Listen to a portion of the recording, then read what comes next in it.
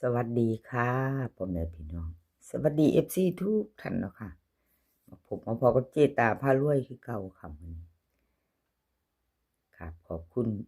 บ่ว่าจะเป็น FC เก่า FC ใหม่เนาะค่ะที่เข้ามารับชมรับฟังในทางช่องของเจตาพารวยเนาะกราบขอบพระคุณเป็นอย่างสูงค่ะลาวพัฒนาค่ะมื้อนี้เจตาจะมาวางแนวทางจะเป็นประวัติของลุงทรงค่ะเป็นประวัติของลุงทรง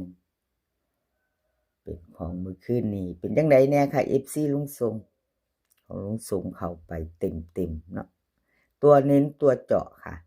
บนล่างจับมือกันมา4 5 6 3ตัวบน9 4ล่าง5 6ค่ะ2ตัวบนของลุงทรง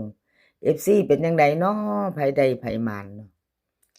ไผโชคดีก็ดีใจนำเนาะค่ะดีใจด้วยแนวทางของลุงทรงเพิ่นเข้าตรงๆค่ะแบบบ่ได้กลับ5 6เนาะ FC ไผโชคหมานก็ดีใจนำเด้อค่ะดีใจนำมาไปต่อวันพุธที่15เนาะค่ะวันที่15เป็นวันพุธค่ะแนวทางลุงทรงลาวพัฒนามาไปต่อกันเตรียมแคปหน้าจอค่ะลุงทรงลาวพัฒนาค่ะเพิ่นให้มาแล้วเนาะกราบขอบคุญขอบคุณลุงทรงหลายๆเด้อค่ะที่ให้แนวทางมาวางทางช่องของเจตากราบขอบพระคุณเป็นอย่างสูงค่ะลาวพัฒนาวิ่งรูดบนล่างค่ะของลุงทรง5กับ1 2ตัว6หาง55 15 13 85 45 43ค่ะสุดวินของลุงทรงเด้อค่ะพี่น้องสุดวิน6 2 4 1 5สุดวินของลุงทรงพิจารณากันจับตามองค่ะจับตามองสุดวินของลุงทรง3ตัวค่ะ3หาง485 415 445ค่ะวิ่งรูดบนเพิ่นเด่นที่5ตัวเดียวเด้อค่ะลอง1ค่ะของลุงทรงเน้น4หางค่ะ2ตัว55 15 85 45 3ตัวนี้เน้นเท่ากันค่ะเน้นเท่ากันเด่นเท่ากันเนาะ485 415 445ค่ะแคปหน้าจอค่ะใครจะไปต่อกับลุงทรงลาวพัฒนาวันที่15เนาะค่ะเป็นวันพุธ2 ทุ่มครึ่งค่ะ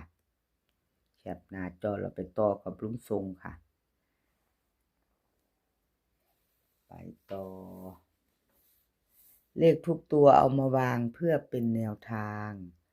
โปรดใช้วิจารณญาณในการรับชมเป็นอย่างสูงนะคะ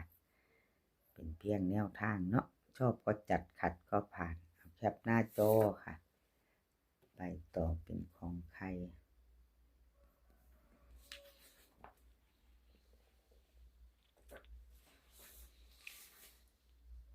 เลขลับวงในค่ะลับวงในเพิ่นเข้าไป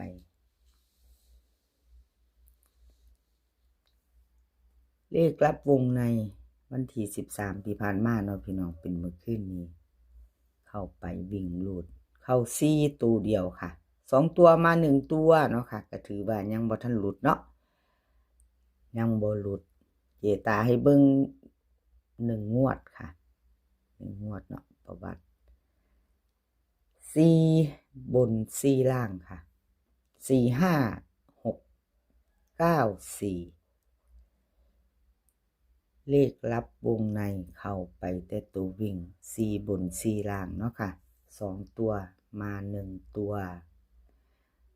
สายวิ่งสายหลุดเนาะค่ะเข้าไปวิ่งหลุดตัวเดียวเนาะ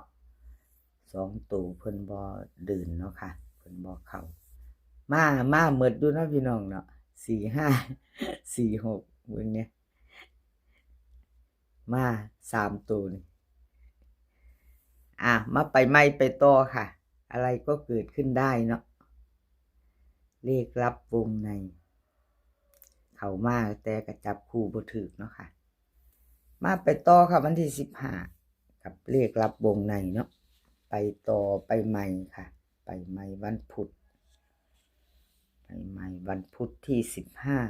15เลขลับวงในวิ่งรูดค่ะเพิ่นให้มา1กับ7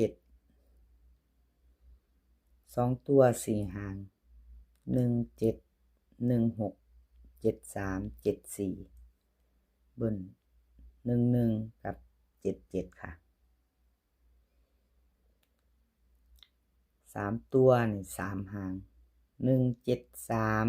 7 1 6 1 7 4วิ่งรูดเด่น7ค่ะรอง1รอง1เด่น7ค่ะเด่นตัวเดียวเนาะวงกลมให้แต่7รอง1เน้นค่ะเน้น16เน้น16กับ73 3ตัวนี่เน้นหางเดียวค่ะ3ตัวเน้น1หาง173ค่ะเลขหลับวงในไผสิไปต่อกับเพิ่นก็แคปหน้าจอค่ะแคปหน้าจอไผจะไปต่อกับเลขลับวงในเนาะค่ะเลขลับวงในไปต่อครับไปต่อปล่อยเป็ดค่ะประวัติของปล่อยเป็ดกราบขอบบุญขอบคุณเลขลับวงในเด้อค่ะที่ให้แนวทางมาว่างทางช่องขอบพระคุณหลายๆแล้วก็นี่เป็นประวัติของปล่อยเป็ดค่ะจับมือกันมา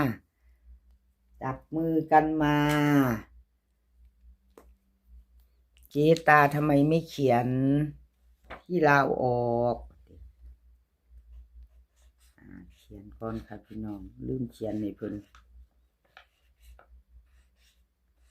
เขียนก่อน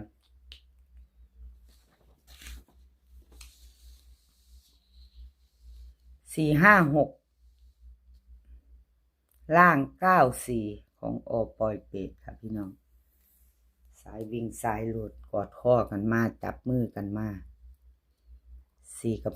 5บน5ล่างเนาะ2ตัวกับมา1ตัวจับคู่บ่ถึกดึงรูดเข้าไป2ตัวค่ะ456กับ94ปล่อยเป็ดมาเป็นรุ่นกันใหม่ค่ะกราบขอบคุญขอบคุณปล่อยเป็ดหลายๆเด้อค่ะที่ให้แนวทางมาว่างทางช่องเนาะเลขทุกตัวเอามาวางเพื่อเป็นแนวทางค่ะโปรดใช้วิจารณญาณในการรับชมเป็นอย่างสูงปล่อยเป็ดค่ะแนวทางใหม่ของเพิ่นมาไปรุ่นกันมาแล้วจับมือกันมาแล้วปล่อยเป็ดวิ่งรูดมา2ตัวแล้วเนาะค่ะเนาะเจตาเป็นกำลังแรงใจให้เป็นกำลังใจให้กันและกันคือเก่าค่ะกับขอบบุญขอบคุณหลายๆที่ให้แนวทางมาว่างทางช่องเนาะแนวทางใหม่ของเพิ่นมาแล้วค่ะ FC ปล่อยเป็ดจับตามองแล้วเตรียมแคปหน้าจอค่ะเตรียมแคปหน้าจอแล้วไปต่อวันที่15เป็นวันพุธเนาะค่ะลาวพัฒนา2 ทุ่มครึ่งแคปหน้าจอใครจะไปต่อกับปล่อยเป็ดเนาะวิ่งรูดเพิ่นให้มาค่ะ5ตัวเดียวปล่อยเป็ด5ตัวเดียว2ตัวนี่3หางค่ะ59 50 53 3ตัวนี่3หางค่ะ259 250 253ค่ะ4ตัวนี่2หาง52 50 52 53 2ตัวค่ะ2ตัวเน้นปล่อยเป็ดเน้นให้50ค่ะกับ53 3ตัวเน้น2หางค่ะ250 253 4ตัวนี้เพิ่นก็เน้นทั้ง2หางเนาะค่ะ4ตัวจับตามองของปล่อยเป็ดค่ะพี่น้องเนาะ4ตัวมี2หาง5250 5253แคปหน้าจอไว้ค่ะพี่น้องของปล่อยเป็ดแคปหน้าจอค่ะใครจะไปต่อ FC ปล่อยเป็ดไปต่อกับเพิ่นวันที่15เนาะค่ะ วันพุธ20:30คลิปนี้ก็ขอให้พี่น้องโชคดีค่ะขอให้พี่น้องโชคดีวันพุธ20:30กับลาวพัฒนาแล้วก็มื้อนี้ขอให้มีความสุขขอให้สุขภาพร่างกายแข็งแรงค่ะเดินทางไปไสก็ขอให้ปลอดภัยเดินทางไปขอให้มีโชคกลับมาขอให้มีชัยคลิปหน้าพ้อกันใหม่ค่ะคลิปนี้ก็สวัสดีค่ะ